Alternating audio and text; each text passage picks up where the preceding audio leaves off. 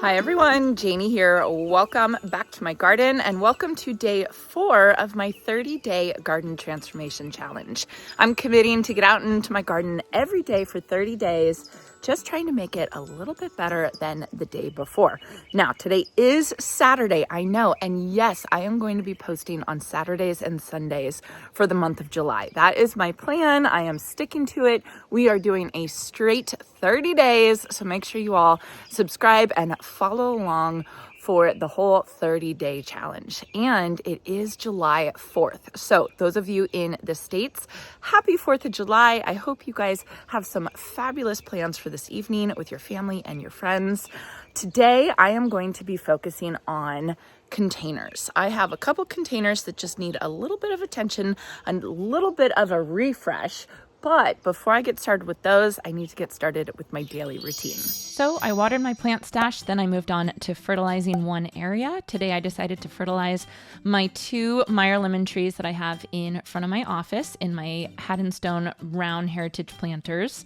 I fertilize my citrus trees in pots every 4 weeks with the EB Stone citrus food. And as you can see, I do not measure at all. I probably should, but I don't bother with it. And then I just scratch it in and water that food in. Because these citrus trees are in pots, they are relying on me for nutrients, so I make sure I pay more attention to these than I do the citrus trees that are already in the ground. Then for deadheading, I decided to attack my Daisy May Shasta daisies that I have over here in my long border. I had a beautiful flush of blooms from them last month, but now they've kind of faded a little bit and I decided to cut them way back. Hopefully I'll get another flush of blooms out of them this year, but I wouldn't be surprised if I don't, just because I cut them so far back. They really needed it. They were looking kind of leggy and they just needed kind of a refresh prune. For weeding, I went up to the front garden. This is in the willow tree garden bed all the way up by my deodar cedar. You can see right behind me.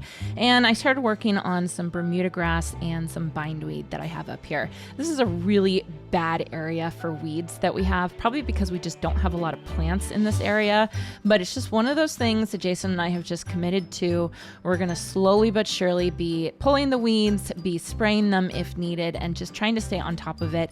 And hopefully over the years, it'll get better and better. But I really do think that weeds are always going to be a part of our life in this property because we have so many open fields on all 4 sides of us. We're just constantly going to get weeds coming in from underneath the fence and the weed seeds coming in from the fields that aren't really maintained. And so it's just part of our garden, and that's okay. Today's plant, I wanted to go back into the back garden and I wanted to plant more of the candy floss muhly grass. And I had already planted 3 over on the other berm on the left side over by my office, and then I'm planting 3 more on this berm on the right side, and then I actually did 1 more on the berm behind me. So basically in the fall, when all of these bloom this beautiful pink color, I think I'm going to have a nice collection of these kind of candy floss-esque, like almost cotton candy grasses that I think are just going to look so pretty. So I'm really glad I got these planted and in the ground. All right, so I'm all done with my daily gardening routine. That took me about an hour and a half this morning. I am definitely getting into it. I start weeding and then I do a little bit more. I deadhead and then I do a couple more plants of deadheading, which is exactly what I thought would happen when I put on my daily goals as to only deadhead 1 plant. That's the bare minimum. That's all I have to do. But I know myself that once I get started, I'll keep going, which is great because it just means that I'm going to make a bigger difference in my garden over the next 30 days. Now let's move on to today's focused gardening task, which is I want to refresh some containers that I have in my garden. And you can see these 2 containers right here in front of my gazebo. They need a little bit of help, specifically the super bells that I planted underneath the purple fountain grass. These guys over here, they almost immediately just croaked. They couldn't handle it. And I don't know, I think it was a watering issue. I tried to see if they would come back, but they definitely didn't bounce back. But even these guys over here aren't doing great either. I don't know what it is. I don't know if we're not no, we're definitely watering enough because it's definitely watered down there.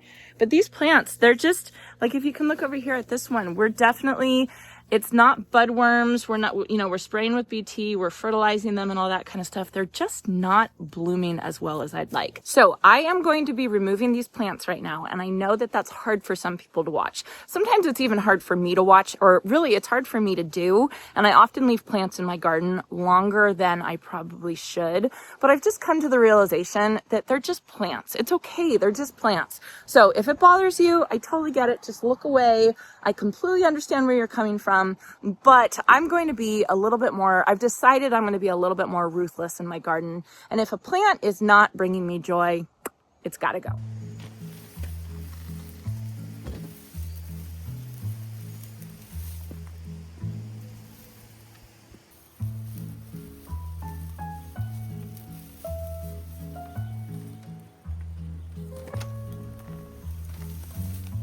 Okay, so now when it comes to what I'm going to replace it with, I'm going to replace it with the tried and true Dichondra Silver Falls. I think this will look really pretty with the purple fountain grass.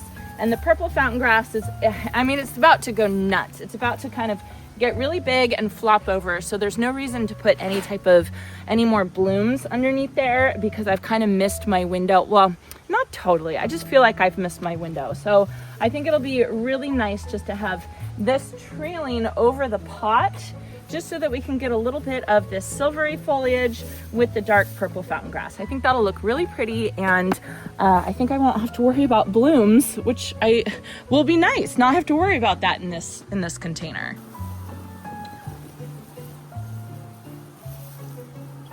I'm just gonna do 2 in each, which I think will be more than enough of this Dichondra Silver Falls. I just kind of want some to hang out both sides like this, and I think it's gonna be perfect.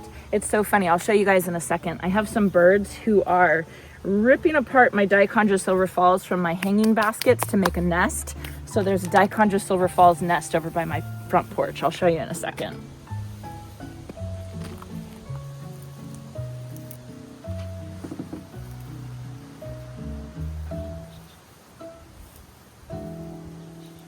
All right, there they are. So no more blooms, no more super bells, but I actually think I like this a lot. I like this a lot better. It just makes me feel better to know that I'm not gonna have to worry about the blooms. I'm not gonna have to be concerned with the super bells as to why they're not thriving in these pots, because I'm pretty sure these Dichondra are gonna be completely fine. I mean, these guys are, especially here where I live, they come back year after year. They're just so easy. And I just love this combination of the purple fountain grass and the silvery Dichondra. It just looks really good. So these 2 pots, I would say, are refreshed.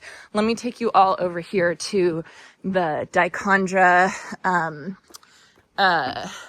bird's nest. You can see I have all these Dichondra on these hanging baskets, which are looking absolutely gorgeous, beautiful. This white combination is just such a success. I love it. But they've been picking off these, taking them over here, and making a little nest over here. They've been doing this the past couple days. I've been watching them do it and working really hard. So go ahead and do that. They make nests there every single year, pretty much, that I've been here. So it's very cute. We did have some barn swallows try to make nests over here. We have this weird little light right here, and I did stop them from making the nest up there because they made a nest up there last year and oh my gosh, it made such a mess. So I stopped them from doing that. And one year they did a nest on the wreath, not this wreath, but another wreath right here. So they're not doing that, but I'm okay with them making one up there. That's totally fine. There is one, I don't know if you guys can see it. There is one right there up on my espalier over there, my Star Jasmine espalier. I'm pretty sure they've all flew the coop already on that one though. So it's definitely, I definitely have birds in the garden, which is what I've always wanted, which is why I have bird feeders and bird baths and fountains and all that kind of stuff. It's really fun to have birds here. Okay, so next containers that I'm going to not so much refresh, but I'm going to clean out are these 2 stock tanks that I have right here. This is kind of like the driveway. This is usually where I park my car. I moved my car over there actually because I do have some mulch and I have some rocks getting delivered any minute now. So I wanted to kind of keep a clear pathway for them because I do want them to put the piles over there.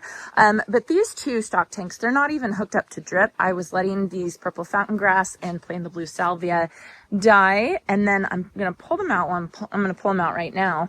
But what my plan is to put here is bougainvillea, however you want to say it. I think it will be so beautiful to have it here. And this is a south facing wall. These are metal stock tanks. There is concrete here. There is white stucco here. This is like going to be the hottest spot in my entire garden. And I think the bougainvillea are going to absolutely love it. So I think I'm just going to hook them up to drip. I'm going to tap off of the zigzag planter over here and just bring it over here like that. But for today, all I want to do is just kind of clean this stuff out so that they're ready to go. And as soon as I get to the garden center, I can grab 2 of the bougainvillea stakes and just put them right there. Won't that look really, I just think that that'll be really pretty. And I think it's just a great spot for it. Oh, I should say these 2 stock tanks were the 2 stock tanks that were on either side of my office door. But now I have the big round heritage planters with the lemons that I just fertilized this morning. So that's where these were, and then instead of getting rid of them, we just moved them over here. Oh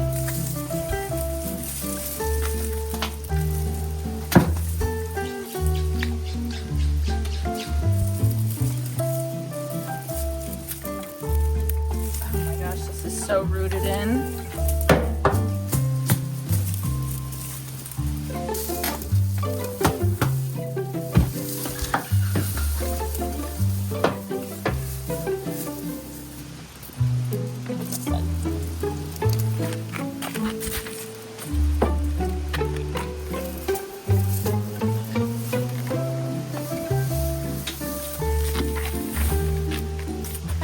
But I imagine that going a lot more smoothly than that. That was very rooted in.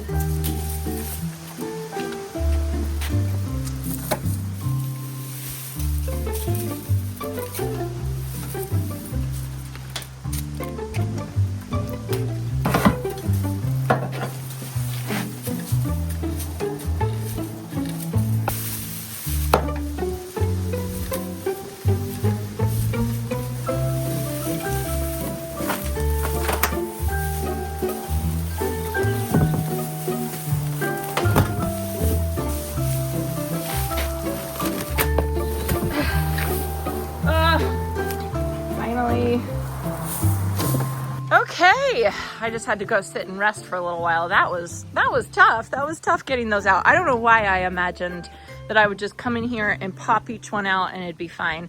I think because I let them dry out, I thought it would be easier, and it was. I do think it was easier had I not let them dry out, but it was still definitely hard. So I got these out. I got to clean up this area. But honestly, I'm kind of tired now. But they're ready to go. They're about half empty. I'll probably take out a little bit more of the soil. And then when I get the new bougainvillea, I'll just plant them in there and then add in some fresh new soil, hook them up to drip, and they will be ready to go. So second round of containers, somewhat refreshed. The third round is actually over here. So the third set of containers that I want to refresh or pay attention to today are my large round heritage planters from Haddonstone on either side of my office door. And the only thing that I'm going to do with these containers today, well, I already fertilized them. The only thing I'm going to do is I'm going to try and turn them. So when they were placed, when I had the guys place them, I didn't instruct them on the way to place them. And honestly, I didn't even think about it. I didn't think it was an issue. I figured these kind of frame shield things are all the way around, so it didn't really matter. But I got so many comments from you all, not all of you, but a lot of you who said, you got to turn it, you got to point it forward, like your OCD was bothering you and you had to kind of point it forward. And since you pointed that out, yeah, you're probably right. It probably would look better if it was pointed forward. The problem is that they are so heavy. These guys are so heavy. They're cast stone. They're big. They're filled with soil. And there's no way that I could move them myself. I'm gonna have Jason come over and help me see if we can move them, but there's no promises that we can do it. So I figured I would at least try it today and see if we can move them, just kind of adjust them. They just have to be turned like just a couple inches this way and just a couple inches this way so that these frames are both pointing forward. So let's see if we can do it. I'm gonna get you gloves. Okay. So this one just has to turn, so this thing is pointing forward. Okay. So it's just like a couple inches. Okay. So we're gonna do it very heavy, I think, right? It's incredibly heavy. We might be twisting like an inch at a time. Yeah. Those things are heavy by themselves. 1, 2. Oh, we got it. No, that's okay. It's going. 1, 2. One more. 2. Is that right? Yeah, that's perfect. Okay, good job. Easy. Easy. This is going toward you still? Same thing? What do you think? What do you think? It's 50-50. It doesn't matter. Ready? Oh boy. 1, 2.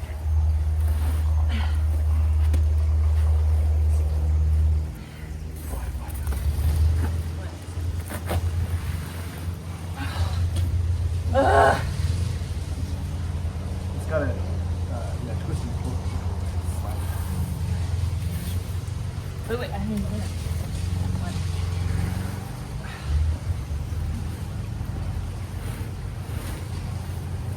No more. Okay, go ahead and see. You gotta be close. Maybe not quite be close. More. Like one more. Okay.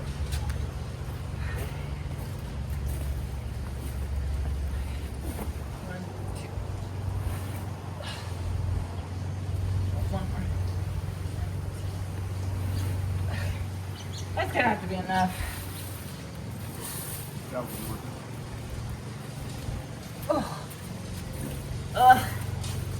I'm done. All right, everyone. What do you think?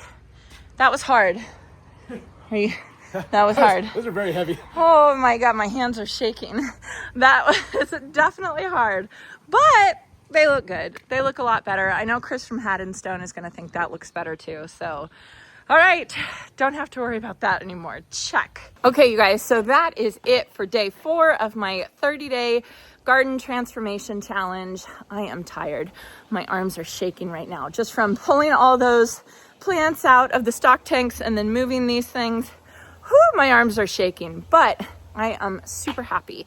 I am getting so much stuff done. The daily routine, that's the secret. That's what's making the biggest difference, is the daily routine. Just little small things every day it's just gonna add up and make a huge difference because we're only on day 4. So anyway, join me for day 5. I can't even think about what I'm doing for day 5, but come back and find out, and I'll find out too. I've made a preemptive list of everything I'm doing for my focus garden tasks. It's not a list that I'm like super stuck on and I have to stick to, but they're just ideas of things that I kind of want to get to over the next 30 days. So anyway, I hope you all enjoyed this, and I hope you all have a chance to get in your garden today.